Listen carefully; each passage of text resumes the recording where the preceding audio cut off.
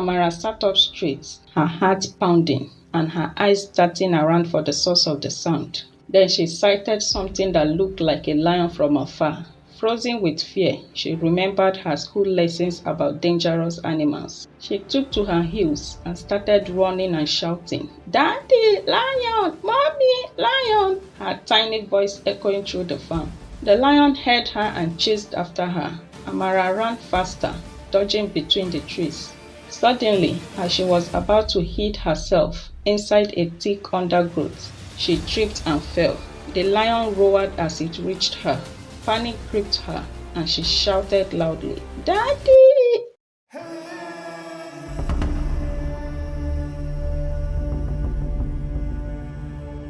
Once upon a time, in the serene village of Umeke, surrounded by green field and towering trees, lived a happy and hard-working couple, Ikem and Ifeoma. They were farmers who exude a sense of resilience and a deep connection to the land. Ikem, a man in his early 40s, with his face lined with wisdom and experience. His eyes, always sharp and attentive, were a testament to the land he tended. Beside him, his wife Ifeoma stood as a figure of strength and grace. Her warm smile and nurturing demeanor reflect a deep connection to the earth and her husband. Together they managed a large farm, growing yams, cassava and maize to support their family and community. Their bond was unbreakable, forged through years of shared labor and mutual respect. Each day they worked side by side, exchanging words of encouragement and sharing the weight of their efforts. The field they cultivated were not just a source of sustenance, but also a symbol of their enduring partnership. Ikem and Ifeoma were blessed with a beautiful daughter named Amara. At 7 years old, she was a lively and intelligent girl, her bright eyes full of curiosity and excitement. Amara loved to play, sing, dance, and explore her surroundings. She often helped her parents when they returned from the farm, her small hands eager to assist. As their only child, Amara was cherished deeply by Ikem and Ifeoma, who ensured she lacked nothing. Whenever they are going to the farm, they would leave Amara at home with her grandmother, as they don't want her to get hurt or scratched by the grasses. Sometimes Amara would cry, wanting to accompany her parents to the farm, but they would gently promise her fresh fruits to calm her down.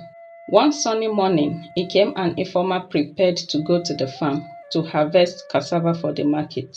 Amara's grandmother had traveled to her paternal home for a burial, leaving no one to watch over the little girl. With no other option, they decided to take Amara along, and she was so excited. As they walked to the vast farm, Amara reveled in the fresh air and the sound of birds singing. When they got to the farm, Ikem and Ifeoma busied themselves, digging up cassava and loading them into baskets. Nearby, Amara played, picking white flowers and chasing butterflies. Occasionally, she wandered a bit further into the tall grasses, but each time her father noticed, he called her back and she obediently returned. Hours passed and it was time to leave. Ikem and Ifeoma, exhausted from the day's work, gathered their tools and baskets of cassava. They were eager to get home before dark. "It's time to go home, Amara," Ikem called to his daughter, asking her to hold his hand so they could walk home together. "No, Daddy, I can walk home by myself," she insisted. Ikem allowed her to walk behind them, trusting she was safe. Amara, distracted by white flowers and butterflies, lagged behind. When Ikem looked back, she was there but a bit far. "Walk faster, Amara," he urged. "Okay, Daddy," she replied. However, a beautiful butterfly caught her eye, leading her deeper into the tall grasses. She then noticed a big mango tree with ripe fruit on the ground. "Daddy, see mango," she said excitedly, thinking her parents were close by, and she picked some mangoes and turned to show her father. Just then, Amara realized she had lost sight of her parents. Panic set in as she called out, "Daddy, Mommy!" But her small voice was too faint to reach them. Fear gripped her and she began to cry, running around the bush. She ran and walked for long, trying to find her way back home, but everything looked unfamiliar, and the forest was getting darker and scarier by the minute as the weather was becoming cloudy with drizzling of rain. She wandered deeper into the tall grasses and could not find her way back home. Exhausted and terrified, Amara found a big tree and sat under it, hugging her knees. Tears rolled down her cheeks as she wished for her parents. When Ikem and Ifoma finally got home, they noticed their daughter's absence. Panic struck them and they ran back to the farm, calling out her name. Amara! Amara! Their voices echoing through the farm, but there was no response. The rain began to pour, but they were determined and frantically searched for their daughter for hours, but Amara was nowhere to be found. The heavy rain drenched them, but they pressed on, desperation driving them. Ifeoma cried uncontrollably, begging for her daughter's return, and wished it never happened. Ikem's heart became heavy with guilt as he felt a deep sense of failure. As night fell, Ikem suggested they return home to report the matter to their king, hoping the guards could help with the search. But Ifeoma threw herself on the ground crying, saying, I can't return home empty-handed without my daughter. Where is Amara? Amara! She cried loudly, and for the first time in Ikem's adulthood, heavy tears dropped down his cheeks as he cried too. He consoled his wife and carried her home. Upon reaching home, Ikem and Ifeoma immediately reported Amara's disappearance to their king. The king, moved by their plight, summoned his guards and hunters, and a frantic search began, with the entire village coming together the next day to search for the missing child. Back in the forest, Amara shivered with fear. She had never spent a night away from her parents. The forest sounds were terrifying, the hooting of owls, the chirping of crickets, and the rustling of leaves. Just as she was drifting off to sleep, she heard a loud crow. Amara sat up straight, her heart pounding, and her eyes darting around for the source of the sound. Then she sighted something that looked like a lion from afar. Frozen with fear, she remembered her school lessons about dangerous animals. She took to her heels and started running and shouting, Daddy, lion! Mommy, lion! Her tiny voice echoing through the farm. The lion heard her and chased after her. Amara ran faster, dodging between the trees. Suddenly, as she was about to hid herself inside a thick undergrowth, she tripped and fell. The lion roared as it reached her. Panic gripped her, and she shouted loudly, Daddy! But then the lion fell down as a bullet from afar hit it from behind. Amara, stunned by the turn of events, stood up and ran to sit under another big tree. Relieved, she sat up straight and looked around, her heart still pounding with fear. As Amara tried to calm herself, she saw a pair of glowing eyes staring at her. She froze again, too scared to move. Then a figure emerged from the darkness. It was an old female hunter with a kind face, who is known for her bravery and hunting skills right from her young age. She knelt beside Amara and said, Don't worry, child. I won't hurt you. What are you doing all alone in the forest? She asked, and Amara explained how her parents had forgotten her at the farm.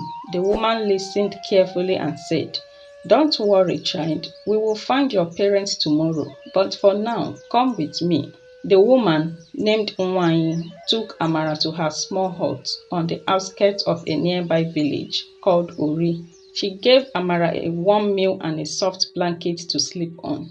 Amara was grateful, but still could not shake the feeling of being lost and alone.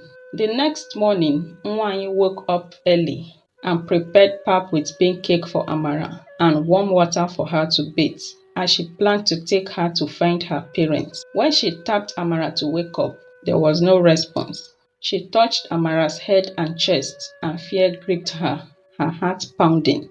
Amara's body was hot with fever. She rushed to get cold water and a towel to mop Amara's body, and then quickly ran to the farm to pluck some herbs and prepared it for Amara to drink. After feeding Amara the pap and giving her the herbal drink, Amara fell asleep. A few hours later, she woke up, looking around in confusion. Where is my mommy? "Where is my daddy?" she asked, her voice barely a whisper. Nwanyi comforted her and told Amara that her parents are coming for her. Due to Amara's illness, Nwanyi was left with no option than to allow her to recover first before taking her to search for her parents. Back in the forest, the hunters and palace guard continued their search, scouring every nook and cranny. Amara was nowhere to be found. They planned to visit neighboring villages if she wasn't found within 2 days. Ikem and Ifeoma were heartbroken and felt immense guilt for leaving their daughter behind. Ifeoma, refusing to eat or take medication, became sick and pale overnight. The next day, as Amara recovered slightly, she continued to ask Nwanyi about her parents. "I want my daddy. Where is my mommy and my grandma?" she cried. Nwanyi felt pity for her and decided to take Amara around the village, asking if anyone had seen any parents looking for a missing child, but no one had any news of them. She reported the situation to the village head to avoid any accusation of kidnapping. The village head thanked Nwanyi for her kindness and promised to help whenever the need arises. Nwanyi thanked him and left for her hut. They continued to ask passerby as they returned home. Amara felt heartbroken and sad, wondering if she would ever see her parents again.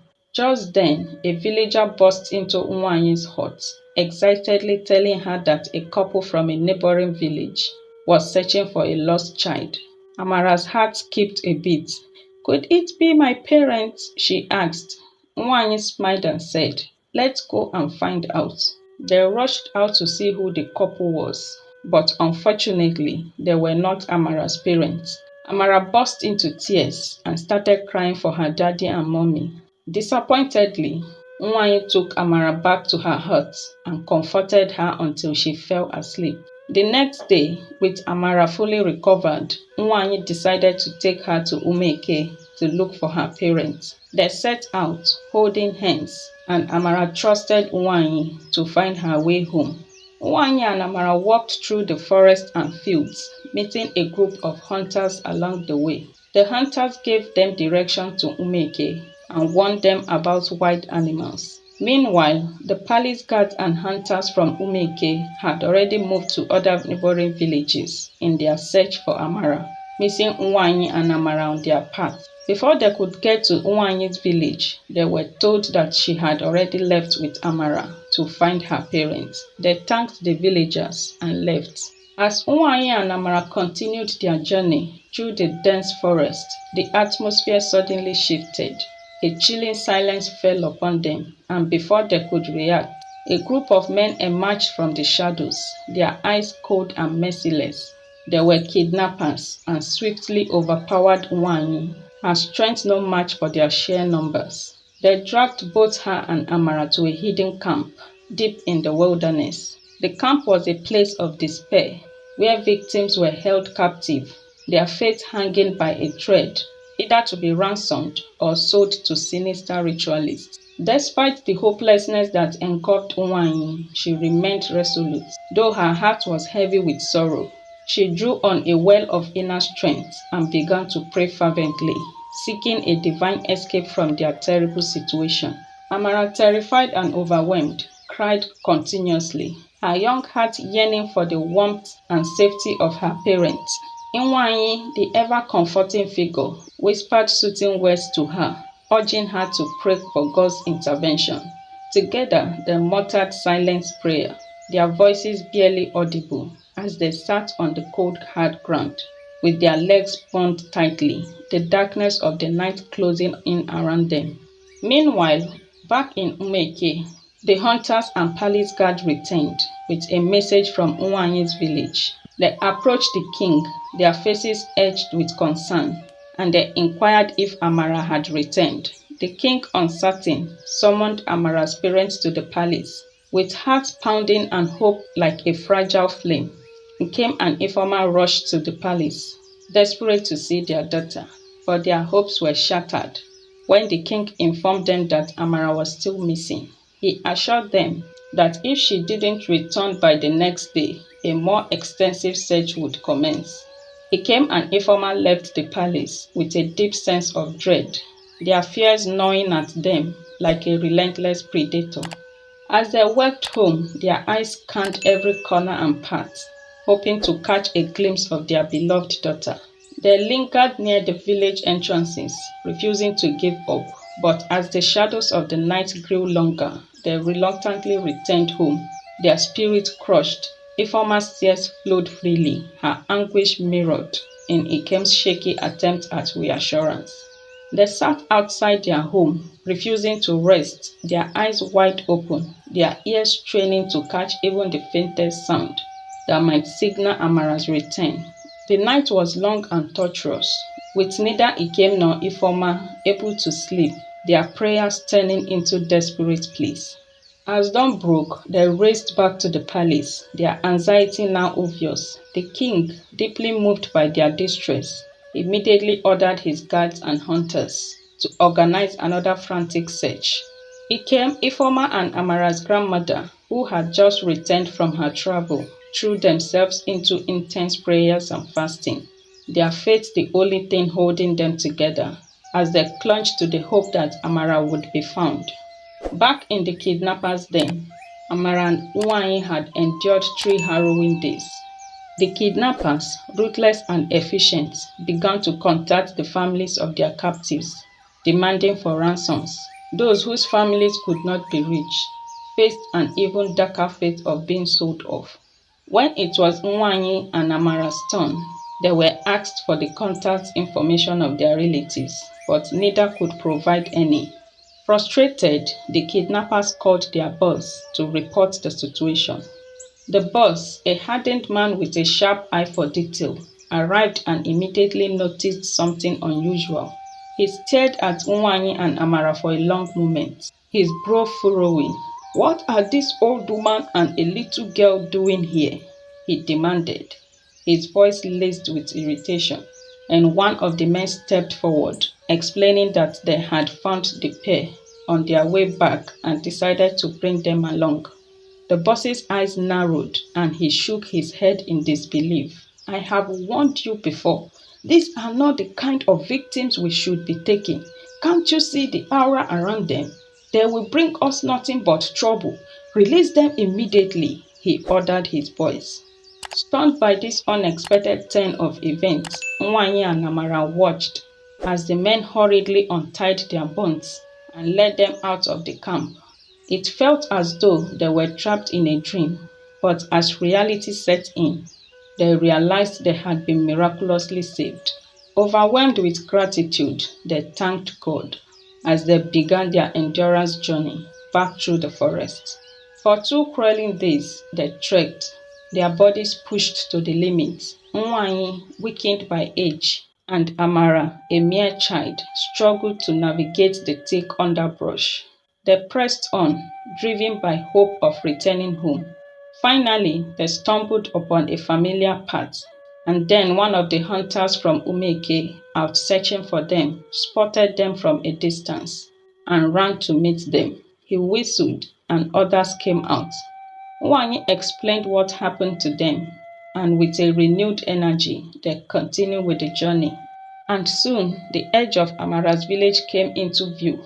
Amara's heart soared with joy, her voice trembling with relief. "We are almost home," she exclaimed, her spirit lifting as the nightmare they had endured began to fade into the past.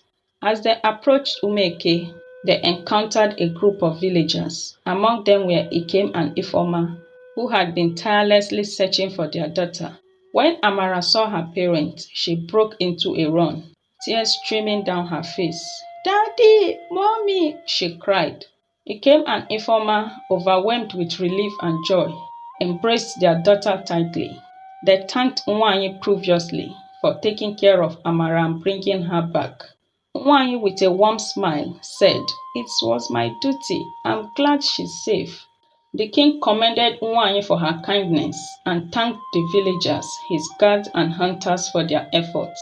Ikem and Ifeoma, filled with gratitude, invited Nwanyi to stay with them for a few days. They wanted to show their appreciation and ensure she was well taken care of. The entire village rejoiced at Amara's safe return and celebrated her with dancing and singing. Amara felt happy and safe, surrounded by her family and friends. She learned the importance of kindness and courage. That night, around the fire, Amara told her parents about her adventure.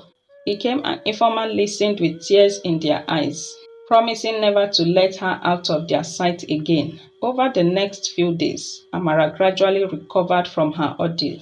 Her parents showered her with love and attention, ensuring she felt safe and secure. Ifeoma, who had been sick with worry, also began to heal, finding solace in her daughter's presence. Ikem, with his heart full of joy, vowed never to let Amara out of his sight again. He and Ifeoma became even more protective, ensuring their daughter's safety and happiness. The villagers, moved by the family's ordeal, learned a valuable lesson about community and vigilance. They decided to implement measures to ensure the safety of all children in the village.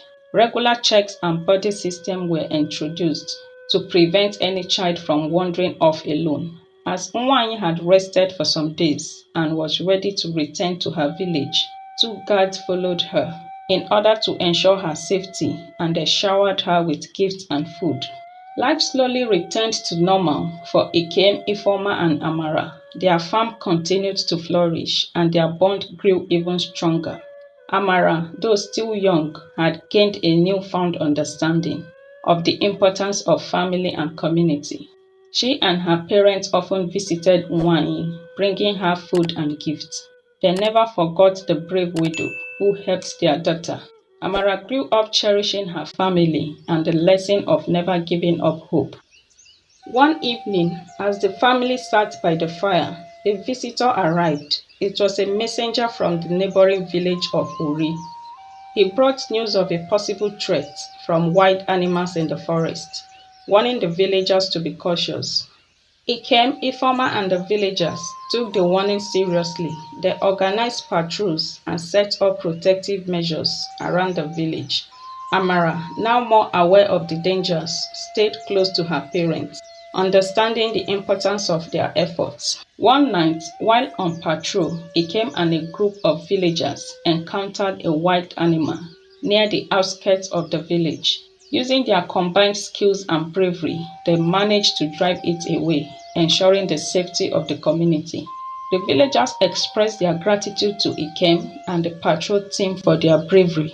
The sense of community and mutual protection grew stronger, reinforcing the bonds that held the villagers together. As time passed, Amara grew into a wise and compassionate young woman, deeply connected to her family and community. The village of Umeke thrived, its people united by the trials they had overcome. Ikem and Ifeoma, proud of their daughter and the life they had built, looked forward to a bright future, knowing they could face any challenge together. I hope you enjoyed this story that has so many moral lessons. Please support the channel by liking the video, comment, share it to your friends and families. Subscribe and hit on the bell icon for more. Thank you and God bless. See you in the other videos.